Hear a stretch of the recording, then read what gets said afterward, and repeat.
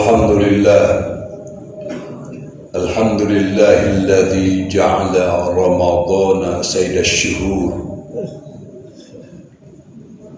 أشهد أن لا إله إلا الله وحده لا شريك له، وأشهد أن سيدنا محمدا عبده ورسوله. اللهم فصل وسلم وكرم وعظم على هذا النبي الكريم سيدنا ومولانا محمد وعلى آله وصحبه أجمعين.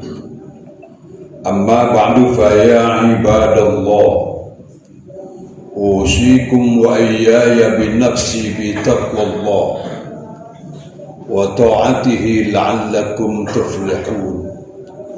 اتقوا الله حق تقاته ولا تموتن إلا وأنتم مسلمون. أعوذ بالله من الشيطان الرجيم. بسم الله الرحمن الرحيم. والعصر إن الإنسان لفي خسر إلا الذين آمنوا وعملوا الصالحات وتواصوا بالحق وتواصوا بالصبر. صدق الله العظيم. Hamba Allah yang mulia, jamaah sholat Jumat yang berbahagia, as-shaimuna rahimakumullah.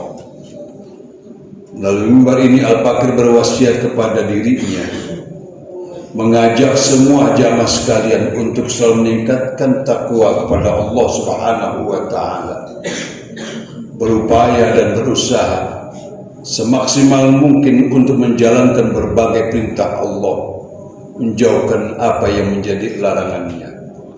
Manusia yang akan berbahagia secara hakiki, baik di dunia ini maupun di akhirat nanti, adalah manusia yang bertakwa kepada Allah.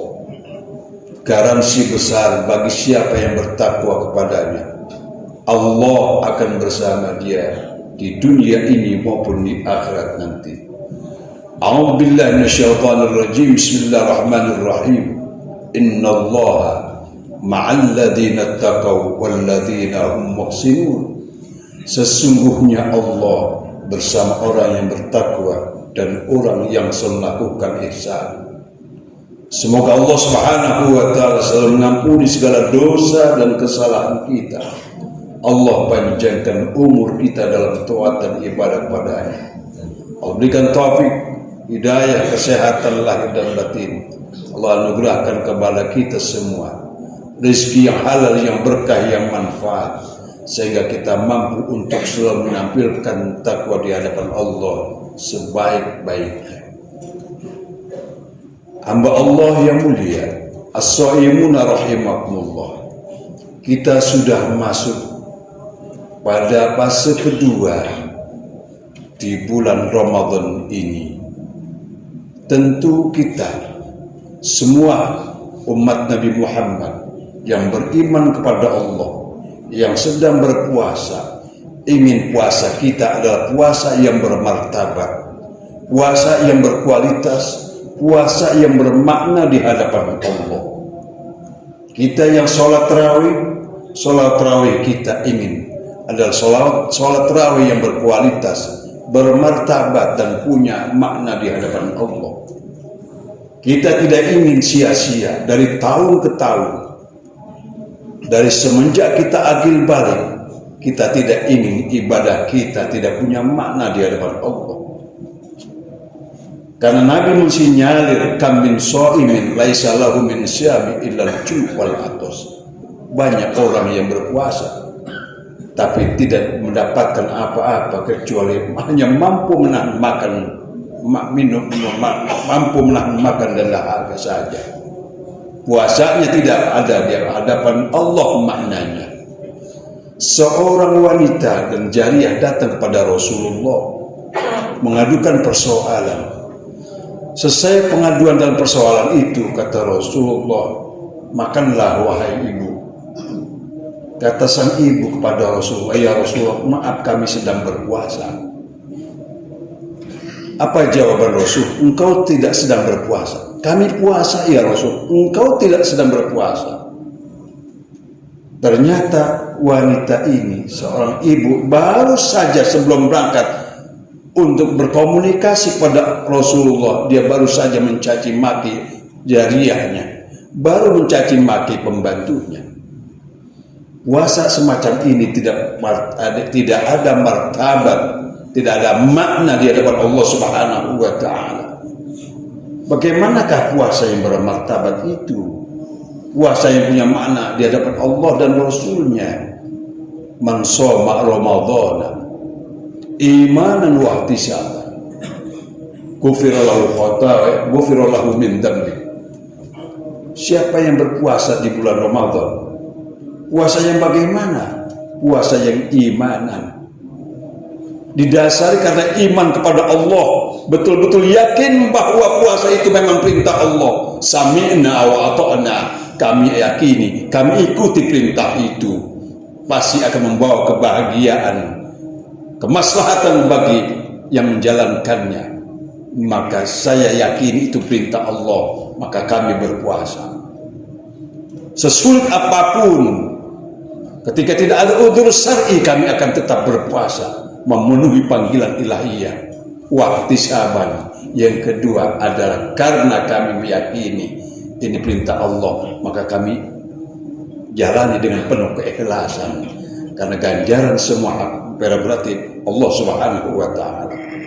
Hamba Allah yang mulia, begitu indahnya umat Nabi Muhammad diberikan Ramadan oleh Allah.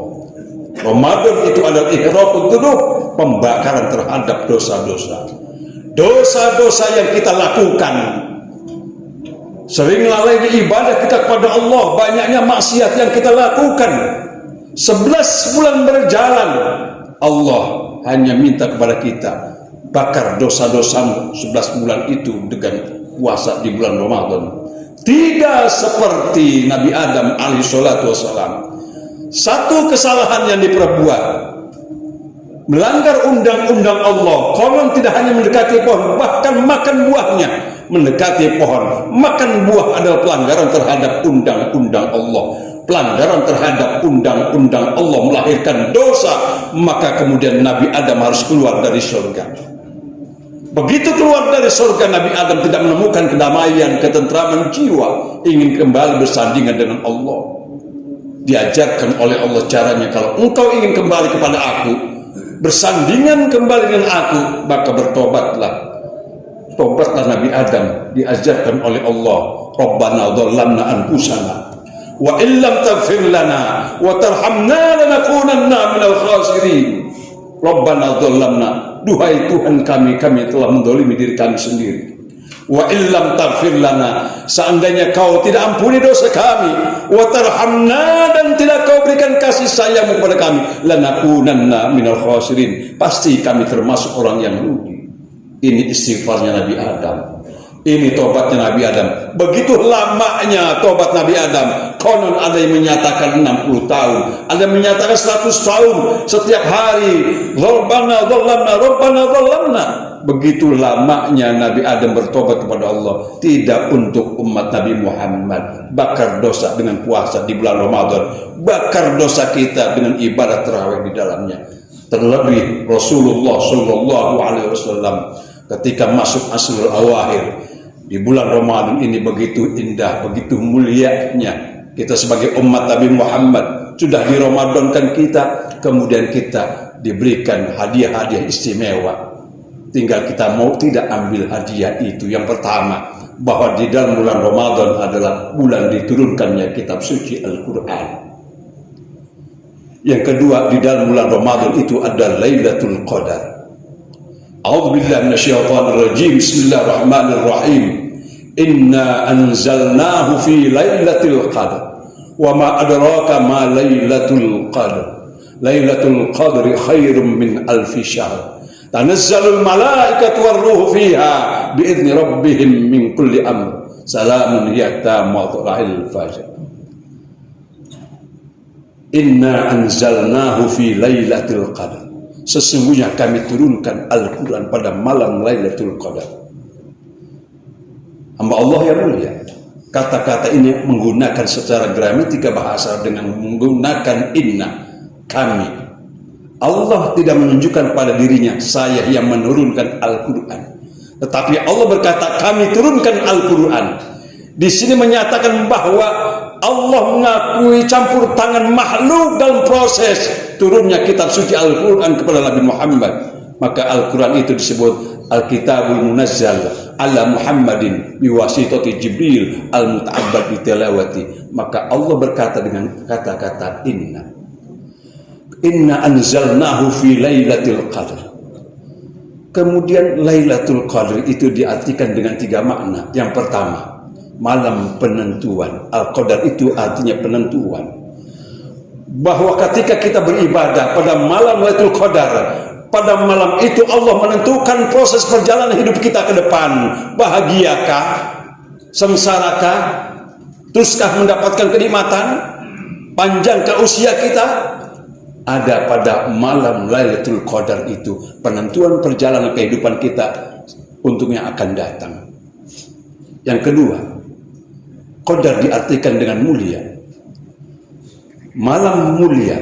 Mulia bisa jadi memang Allah pilih sebagai satu malam khusus, malam kemuliaan untuk umat Nabi Muhammad. Bisa jadi juga mulia karena diturunkan kitab suci Al-Quranul Karim. Yang ketiga, Qadar diartikan dengan sempit. Mengapa sempit? Karena turunnya jutaan malaikat dipimpin Ruhul Amin ke langit dunia, maka dunia menjadi sempit. Apa yang disampaikan mereka untuk kita? Mereka membawa keberkahan, mereka membawa ampunan, mereka membawa kemuliaan untuk umat Nabi Muhammad SAW. Kemudian Lailatul Qadar itu apakah datang setiap tahun atau hanya pada saat adanya Nabi Muhammad? Ternyata Lailatul Qadar akan datang di mana ada Ramadan. Di mana ada Ramadan, ada Lailatul Qadar. Di mana ada Ramadan, kapan ada Ramadan, ada Lailatul Qadar. Maka Nabi mengajarkan kepada kita, taharru Lailatul Qadri min ashril awakhir.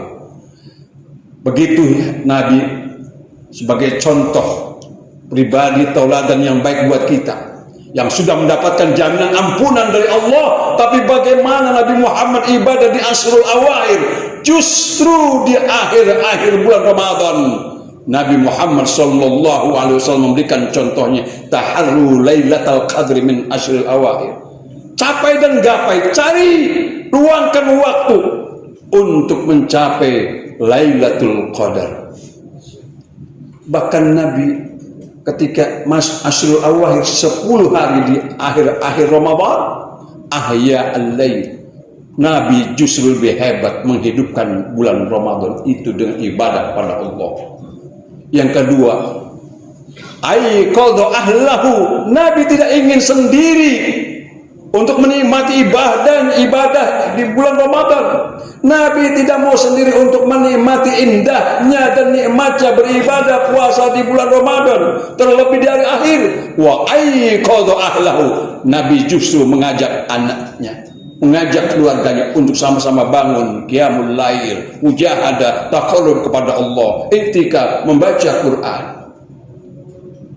Bahkan Nabi syadza mi'zarah, Nabi lebih mengencangkan ikat pinggangnya. Artinya Nabi lebih tampil hebat dari hari-harinya sebelumnya yang terkadang terbalik oleh kita. Kita di awal-awalnya rajin, sudah akhir-akhir justru kurang. Inilah persoalan yang kita hadapi. Kita ingin ibadah kita ini adalah ibadah puasa Ramadan tahun ini adalah puasa yang bermartabat, dan semoga kita akan mendapatkan semua kemuliaan di hadapan Allah. Kemuliaan dengan Al-Qur'annya, kemuliaan dengan Lailatul Qadarnya. Semoga khutbah yang singkat ada manfaatnya. Barakallahu li wa lakum fil Qur'anil azim wa nafani wa iyyakum bima fihi minal ayati wa dzikril hakim wa taqabbala minni wa minkum tilawatahu innahu was-sami'ul alim fastaghfiruhu innahu wal ghafurur rahim.